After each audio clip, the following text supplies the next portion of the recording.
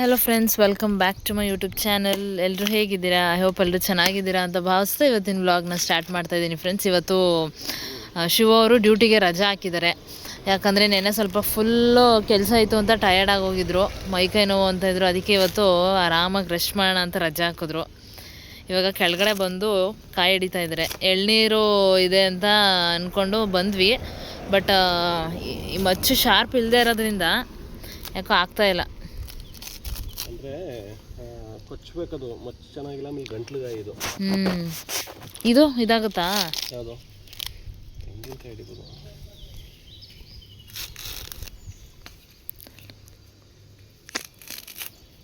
ಎಳ್ನೀರು ಈ ಬಿಸಿಲಲ್ಲಿ ಎಷ್ಟು ಜನ ಎಳ್ನೀರು ಕುಡಿತಾ ಇರ್ತಾರೋ. ಅವತ್ತಾದರೂ ಪೃಥ್ವಿಯವ್ರ ತೋಟದಲ್ಲಿ ಕುಡ್ದಿದ್ದು ಎಷ್ಟು ಹೊಟ್ಟೆ ತುಂಬೋಯ್ತಲ್ವಾ. ಸ್ವೀಟ್ ಆಯಿತು, ಸಖತ್ತು. ಓಕೆ, ಈಗ ರೆಸ್ಟ್ ಮಾಡ್ತಾ ಇದ್ದೀರಿ ಅನಿಸ್ತಾ ಇದೆಯಾ? ಡ್ಯೂಟಿಗೆ ಹೋಗಿ ಡ್ಯೂಟಿಗೆ ರಜೆ ಹಾಕ್ಕೊಂಡು ನೋಡ್ತಾ ಇದ್ದೀರಲ್ಲ, ಏನು ರೆಸ್ಟ್ ಮಾಡ್ತಾ ಇದ್ದೀರಿ? ಹಾಂ, ಎಲ್ಲಿದೆ ಜೀವನ? ರೆಸ್ಟ್ ಎಲ್ಲಿದೆ? ಹೆಣ್ಮಕ್ಳಿಗೆ ರೆಸ್ಟ್ ಎಲ್ಲಿದೆ? ರೆಸ್ಟೇ ಜೀವನ ಆಗಬಾರ್ದು. ಅಟ್ಲೀಸ್ಟ್ ರೆಸ್ಟು ಅನ್ನೋದಕ್ಕೂ ಒಂದು ಅರ್ಥ ಬೇಕಲ್ಲ. ಬರೀ ರೆಸ್ಟ್ ಮಾಡ್ತಾ ಇದ್ದೀರದು ರೆಸ್ಟ್ ಎಲ್ಲ ಆಗುತ್ತೆ? ನಿಜ ತಾನೆ?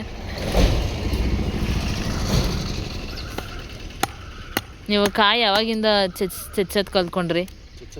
ಹಿಡಿಯೋದು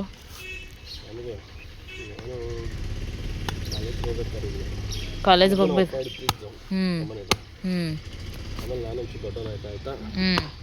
ಕಲ್ತ್ಕೊಂಡ್ರಾ? ಹೆಣ್ಮಕ್ಳಿಗೆ ನೋಡಿ, ಅಪ್ಪಂದು ಇನ್ಚಾರ್ಜ್ ಎಲ್ಲ ಕಿತ್ಕೊಬಿಡ್ತಾರೆ. ಅಡುಗೆ ಇನ್ಚಾರ್ಜ್ ಸಿಗುತ್ತಾರೆ. ಇನ್ನೇನು ಮತ್ತೆ ಕೇಳ್ತಾ ಇದ್ದೀರಾ? ಹಾಂ, ನಿಮ್ಮ ಫೇವ್ರೇಟ್ ಉಪ್ಪಿಟ್ಟು ಮಾಡಿದ್ದೆ ಬೆಳಿಗ್ಗೆ, ಹೆಂಗಿತ್ತು? ನೀವು ಮಾಡೋ ಉಪ್ಪಿಟ್ಟು ಇಷ್ಟ ಆಗುತ್ತೆ. ಹೌದಾ? ಮಾಡೋ ಕಂಪೇರ್ ಮಾಡಿದ್ರೆ ಅದಕ್ಕೆ ಏನೋ ಹೇಳ್ತೀನಿ, ಗ್ರಿಪ್ ಇದೆ ಫ್ರೆಂಡ್ಸ್. ನೋಡಿ, ಇವಾಗ ಟೀ ಮಾಡ್ಕೊಡ್ತಾ ಇದ್ದಾರೆ ಶಿವ ಅವರು ಇವತ್ತು. ನೋಡೋಣ, ಮೊದಲನೇ ಸಲ ಇವರ ಕೈ ರುಚಿ ನೋಡ್ತಾ ಇದ್ದೀನಿ, ಟೀ ರುಚಿ ನೋಡ್ತಾ ಇದ್ದೀನಿ.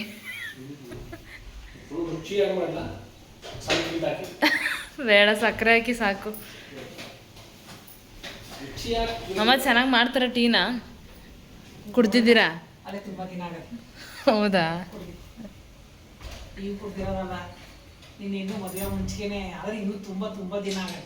ಹೌದಾ?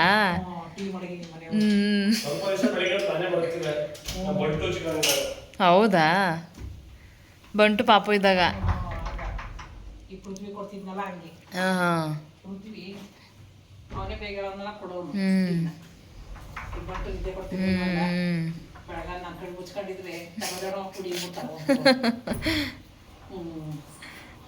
ನೋಡೋಣ.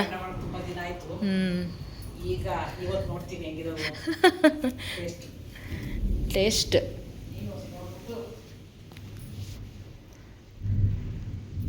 ಏನು ಮಳೆ ಇವತ್ತು ಇಷ್ಟು ಬೇಗ 4 ಗಂಟೆಗೆ ಹಿಂಗೆ ಬರ್ತಾ ಇದೆ ಫ್ರೆಂಡ್ಸ್. ನೋಡಿ ಎಷ್ಟೊಂದು ಮಳೆ ಇದೆ ಅಂತ.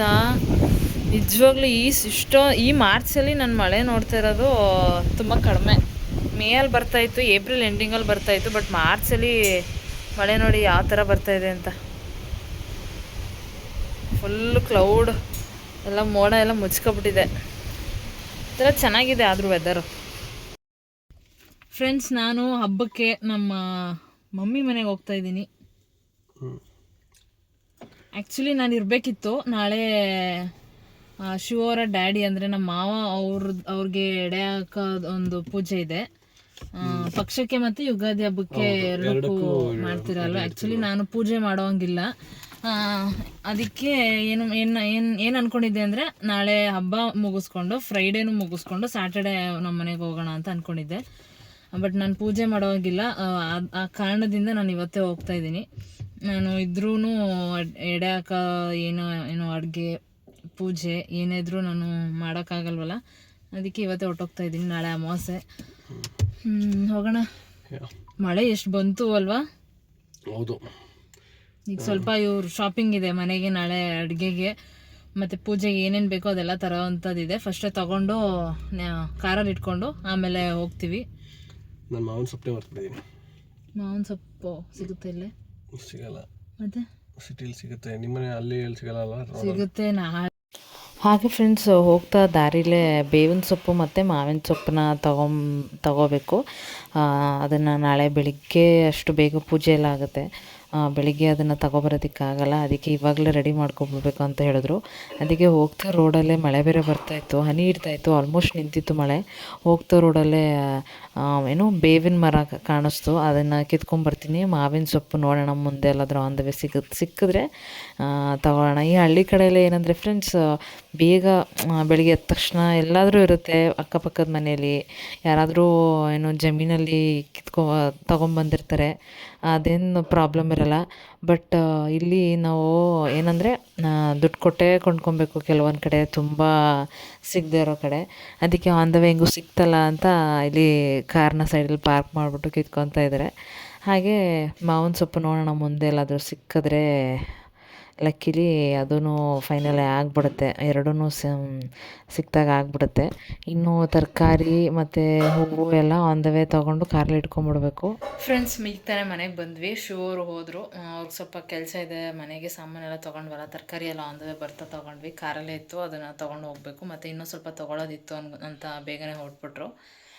ಹಾಗೆ ಫ್ರೆಂಡ್ಸ್, ಎಷ್ಟೊಂದು ಜನ ಕಮೆಂಟ್ ಮಾಡ್ತಾಯಿದ್ರಿ, ನಿಮ್ಮದು ವೇರ್ ಮಾಡಿರೋ ಇಯರಿಂಗ್ಸ್ನ ತೋರಿಸಿ ಅಂತ. ವೇರ್ ಮಾಡಿರೋದು ಫ್ರೆಂಡ್ಸ್ ನೋಡ್ತಾ ಇದ್ದೀರಲ್ಲ, ಇದು ಸುಮಾರು ಒಂದು 2 ಇಯರ್ಸ್ ಆಯಿತು. ಅಕ್ಷಯ ತೃತೀಯ ಒಂದು 2 ಇಯರ್ಸ್ ಬ್ಯಾಕ್ ಅಕ್ಷಯ ತೃತೀಯಗೆ ತೊಗೊಂಡಿದ್ದು. ಇದು ಎಷ್ಟು ಗ್ರಾಮ್ ಇದೆ ಅಂತ ಹೇಳಿದ್ರೆ, ಪರ್ಚೇಸ್ ಮಾಡಿದ್ದೆಲ್ಲ ಮಾಡಿಸಿರೋದು, ಇದೇ ಥರ ಬೇಕು ಅಂತ ಮಾಡಿಸಿರೋದು. ಒಂಚೂರು ಡಿಸೈನ್ ಒಂಚೂರು ಡಿಫ್ರೆನ್ಸ್ ಆಗಿತ್ತು. ಕರೆಕ್ಟಾಗಿ ಇದು ರಿಮೂವ್ ಮಾಡೋಕ್ಕಾಗಲ್ಲ, ನೀಟಾಗಿ ಇಲ್ಲೇ ತೋರಿಸ್ತಾ ಇದ್ದೀನಿ ನೋಡಿ. ಇದು ಬಂದು ಒಂದು 2 ಗ್ರಾಮ್ 2.5 ಇದೆ. ಸ್ವಲ್ಪ ಡೈಲಿ ವೇರ್ಗೆ ಅಂತ ಸ್ವಲ್ಪ ಗಟ್ಟಿನೇ ಮಾಡಿಸಿದ್ದೆ. ಇದು ನೋಡಿದ್ರೆ ಅಷ್ಟೊಂದು ಕಾಣಿಸಲ್ಲ, 1 ಗ್ರಾಮ್ 1.5 ಥರ ಕಾಣಿಸುತ್ತೆ. ಒಂದು 2.5 ಗ್ರಾಮ್ ಇದೆ ಫ್ರೆಂಡ್ಸ್. ಇದು ಚೆನ್ನಾಗಿದೆ, ಪುಟ್ಟದಾಗಿ ಸಖತ್ತು ಇಷ್ಟ ಆಗಿತ್ತು ನನಗೆ. ನಾನು ಚೂರು ಬೇರೆ ಡಿಸೈನ್ ಹೇಳಿದ್ದೆ, ಒಂಥರ ಇನ್ನೊಂದು ಚೂರು ಡಿಫ್ರೆನ್ಸ್ ಆಗಿ ಈ ಥರ ಡಿಸೈನ್ ಮಾಡಿಕೊಟ್ಟಿದ್ರು. ಚೆನ್ನಾಗಿದೆ. ನಾವು ಮಾಡಿಸುವಾಗ ತುಂಬ ಕಡಿಮೆ ಇತ್ತು, ಇವಾಗ ಫುಲ್ ಜಾಸ್ತಿ ಆಗೋಗಿದೆ. ಇವಾಗೆಲ್ಲ ಗೋಲ್ಡ್ ಹತ್ರಕ್ಕೂ ಹೋಗೋದಕ್ಕಾಗಲ್ಲ, ಅಷ್ಟು ಜಾಸ್ತಿ ಆಗಿದೆ. ಇದನ್ನು ಮಾಡಿಸಿದಾಗ ಒಂದು 7,000 8,000 ಇತ್ತು ಅನಿಸುತ್ತೆ. ಮತ್ತು ಇನ್ನೊಂದು ನೀವು ಕೇಳಿದ್ರಿ ಇಯರಿಂಗ್ಸು, ನಾವು ಮುಂಚೆ ಇದಕ್ಕೂ ಮುಂಚೆನೇ ಒಂದು ಗ್ರೀನ್ ಕಲರ್ ಇಯರಿಂಗ್ ಆಗ್ತಾಯಿದೆ. ಅದನ್ನು ನೀವು ಕೇಳಿದ್ರಿ ಎಷ್ಟು ಗ್ರಾಮ್ ಇದೆ ಅದನ್ನು ತೋರಿಸಿ ಸಿಸ್ಟರ್ ಅಂತ. ಒಂದು ನಿಮಿಷ ನಿಮ್ಗೆ ಅದನ್ನು ತೋರಿಸ್ಬಿಡ್ತೀನಿ. ಫ್ರೆಂಡ್ಸ್, ನೋಡ್ತಾ ಇದ್ದೀರಲ್ಲ, ಇದೇ ಇಯರಿಂಗ್ಸು ನಾನು ಹಾಕ್ತಾಯಿದ್ದಿದ್ದು. ಇದು ನಾನು ತುಂಬ ಚಿಕ್ಕವಳು ಅಂದರೆ ಒಂದು 7th ಸ್ಟ್ಯಾಂಡರ್ಡ್ 8th ಸ್ಟ್ಯಾಂಡರ್ಡ್ ಅನಿಸುತ್ತೆ ಇದನ್ನು ಮಾಡಿಸಿದಾಗ. ಡಿಸೈನ್ ನೋಡಿ ಎಷ್ಟು ಚೆನ್ನಾಗಿದೆ ಅಂತ. ಗ್ರೀನೇ ಒಂಥರ ಇಯರಿಂಗ್ಸ್ ಆಗಲಿ, ಆಮೇಲೆ ಏನಾದರೂ ಸರ ಆಗಲಿ, ಒಂಥರ ಗ್ರೀನ್ ಹರಳಿದರೆ ಒಂಥರ ಚೆನ್ನಾಗಿರುತ್ತೆ. ಇದನ್ನು ಸುಮಾರು ಜನ ಕೇಳಿದ್ರಿ. ಇವಾಗ ಇದನ್ನು ರಿಮೂವ್ ಮಾಡಿ, ಸ್ವಲ್ಪ ಸೈಜ್ ದೊಡ್ಡದಿರೋದ್ರಿಂದ ಇದನ್ನು ರಿಮೂವ್ ಮಾಡಿಬಿಟ್ಟು ನಾನು ಇವಾಗ ವೇರ್ ಮಾಡಿದ್ದೀನಲ್ಲ ಅದನ್ನು ಹಾಕ್ಕೊಂಡಿದ್ದೀನಿ. ಇದು ಬಂದು 4.5 ಇದೆ ಫ್ರೆಂಡ್ಸ್ ಗ್ರಾಮ್ಸು. ಹೇಳ್ಬೇಕು ಅಂದರೆ ಈ ಥರ ಹರಳಿರೋದು, ಆಮೇಲೆ ಸ್ವಲ್ಪ ವೇಸ್ಟೇಜ್ ಹೋದರೆ ವೇಸ್ಟೇಜ್ ಹೋದರೆ ಸ್ವಲ್ಪ ಕಡಿಮೆ ಬೀಳುತ್ತೆ. ಬಟ್ ಒಂದೊಂದು ನಮ್ಮ ಹತ್ರ ಇರೋ ಕಲೆಕ್ಷನ್ಸಲ್ಲಿ ಒಂದೊಂದು ಈ ಥರ ಹರಳಿರೋದಿದ್ದರೆ ಚೆನ್ನಾಗಿರುತ್ತೆ. ಡಿಸೈನು ಅಷ್ಟೇ ತುಂಬ ಚೆನ್ನಾಗಿದೆ. ಅವಾಗ ನಮ್ಮ ಮಮ್ಮಿ ಸೆಲೆಕ್ಟ್ ಮಾಡ್ಕೊಂಡು ತೊಗೊಬಂದಿದ್ದು, ನಾನು 8th ಸ್ಟ್ಯಾಂಡರ್ಡು ಇರಬೇಕಾದ್ರೆ ಅನಿಸುತ್ತೆ. ಒಂಥರ ನನ್ನೊಂದು one of my favourite earring ಅಂತಲೇ ಹೇಳ್ಬೋದು ಇದು. ಇದು ನಾನು ಹೇಳ್ದಂಗೆ ಒಂದು 4.5 ಇರ್ಬೋದು ಅನಿಸುತ್ತೆ. ಜಾಸ್ತಿ ನಾನು ಇದನ್ನು ವೇರ್ ಮಾಡ್ತಾ ಇರಲಿಲ್ಲ, ಅಂದರೆ ಮದುವೆಗೂ ಮುಂಚೆ ಚಿಕ್ಕದೇ ಯೂಸ್ ಮಾಡ್ತಾ ಇದ್ದಿದ್ದು. ನಾನು ಇವಾಗ ಡೈಲಿ ವೇರ್ ಇಯರಿಂಗ್ಸ್ ಅಂತ ಇವಾಗ ತೋರಿಸ್ತೆ ನೋಡಿ, ಅದಕ್ಕೂ ಮುಂಚೆ ಇನ್ನೊಂದು ಸಣ್ಣ ಪುಟ್ಟದಾಗಿ ಒಂದು ಬ್ಲ್ಯಾಕ್ ಹರಳೋದು ಒಂದು ಹಾಕ್ಕೊತಾ ಇದ್ದೆ. ಅದನ್ನು ರಿಟರ್ನ್ ಮಾಡಿ ನಾನು ಇವಾಗ ಹಾಕಿದ್ದೀನಲ್ಲ ಅದನ್ನು ತೊಗೊಂಡಿದ್ದು. ಇದೆಲ್ಲ ನಾನು ಯಾವ್ದಾದ್ರು ಸಣ್ಣ ಪುಟ್ಟ ಫಂಕ್ಷನ್ಗೆ ಮಾತ್ರ ವೇರ್ ಮಾಡ್ತಿದ್ದು, ಅದಕ್ಕೆ ಹೊಸ ಥರನೇ ಇದೆ. ತುಂಬ ಚೆನ್ನಾಗಿದೆ ಡಿಸೈನು. ನಿಮ್ಗೆ ಯಾರಿಗಾದ್ರೂ ಇಷ್ಟ ಆದರೆ ನೀವು ಬೇಕಾದರೆ ಮಾಡಿಸ್ಕೊಬೋದು ಫ್ರೆಂಡ್ಸ್. ಸುಮಾರು ಜನ ಕೇಳಿದ್ರಿ, ಕಮೆಂಟ್ ಮಾಡಿದ್ರಿ ನಾನು ವೀಡಿಯೋಸ್ಗೆ, ಅದಕ್ಕೆ ತೋರಿಸ್ದೆ. ಇದನ್ನು ನಾನು ತೊಗೊಂಡಿದ್ದು ಮೈಸೂರಲ್ಲಿ ಪ್ರಕಾಶ್ ಜುವೆಲ್ಸ್ ಇದೆಯಲ್ಲ, ಅಲ್ಲಿ ತೊಗೊಂಡಿದ್ದು ಅನಿಸುತ್ತೆ. ನಾನು ಹೋಗಿರಲಿಲ್ಲ, ಮಮ್ಮಿನೇ ಹೋಗಿದ್ದಿದ್ದು. ಹೇಳಿದ್ನಲ್ಲ ನಾನು ಒಂದು ಸ್ಕೂಲ್ ಟೈಮಲ್ಲಿ ತೊಗೊಂಡಿದ್ದು ಅಂತ. ಪ್ರಕಾಶ್ ಜುವೆಲ್ಸಲ್ಲಿ ತೊಗೊಂಡಿದ್ದು ಇದು. ಇಷ್ಟ ಆಗಿದೆ ಅಂತ ಅನಿಸುತ್ತೆ ನಿಮಗೆ. ಇಯರಿಂಗ್ಸು ಇಷ್ಟ ಆಗಿದ್ರೆ ಹೇಗಿದೆ ಅಂತ ಕಮೆಂಟ್ ಮಾಡಿ. ಚೆನ್ನಾಗಿದೆಯಾ ಚೆನ್ನಾಗಿಲ್ವಾ, ಡಿಸೈನ್ ಹೇಗಿದೆ ಅಂತ ಕಮೆಂಟ್ ಮಾಡಿ ಫ್ರೆಂಡ್ಸ್. ಇವಾಗ ನೈಟ್ ಊಟಕ್ಕೆ ನಾನು, ಮಮ್ಮಿ, ರಾಹುಲ್ 3 ಜನ. ಪಪ್ಪ ಡ್ಯೂಟಿಗೆ ಹೋಗಿದ್ದಾರೆ. ಅದಕ್ಕೆ ಬಾತ್ ಮಾಡ್ಕೊಳ್ಳೋಣ. ಮಳೆ ಬಂದು ಚಳಿ ಆಗ್ತಾಯಿದೆ, ಸ್ವಲ್ಪ ಬಿಸಿ ಬಿಸಿ ಬಾತ್ ಮಾಡ್ಕೊಳ್ಳೋಣ ಅಂತ ಮಾಡ್ಕೊತಾ ಇದ್ದೀವಿ ಫ್ರೆಂಡ್ಸ್. ಇಲ್ಲಿ ಟೊಮೊಟೊ, ಈರುಳ್ಳಿ ಮತ್ತು ಎಲ್ಲ ಹಾಕಿ ಆಗ್ತಾಯಿದೆ. ಇಲ್ಲಿ ಮಸಾಲ ರೆಡಿಯಾಗಿದೆ. ಆ್ಯಕ್ಚುಲಿ ಇವತ್ತು ಒಟ್ಟಿಗೆ ಅರ್ಜೆಂಟಿಗೆ ಮಸಾಲ ರೆಡಿ ಮಾಡಿಬಿಟ್ಟಿದ್ದಾರೆ ಮಮ್ಮಿ. ನೆಕ್ಸ್ಟ್ ಈ ಮಸಾಲ ಹಾಕ್ಬಿಟ್ಟು ಸಾಲ್ಟು ಖಾರ ಹಾಕ್ಬಿಟ್ಟು ಕ್ಲೋಸ್ ಮಾಡೋದಷ್ಟೇ.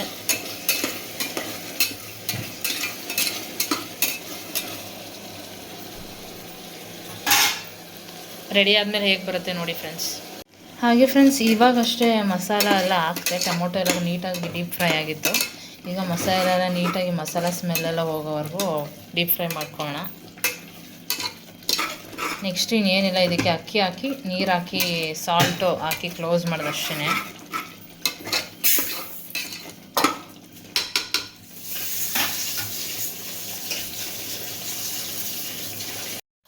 ಫೈನಲಿ ಇವಾಗ ಬಾತ್ ಎಲ್ಲ ಕಂಪ್ಲೀಟಾಗಿ ರೆಡಿ ಆಯಿತು. ಯಾಕಂದರೆ ಮಳೆ ಅಲ್ವಾ, ಒಂಚೂರು ಏನಾದರೂ ಬಿಸಿಲಿದ್ರೆ ಅಷ್ಟೊಂದು ಹೊಟ್ಟೆ ಹಸಿವಾಗಲ್ಲ. ಬಟ್ ಮಳೆ ಇದ್ದರೆ ಏನಾಗುತ್ತೆ, ಸ್ವಲ್ಪ ಬೇಗ ಹೊಟ್ಟೆ ಹಸಿವಾಗುತ್ತೆ.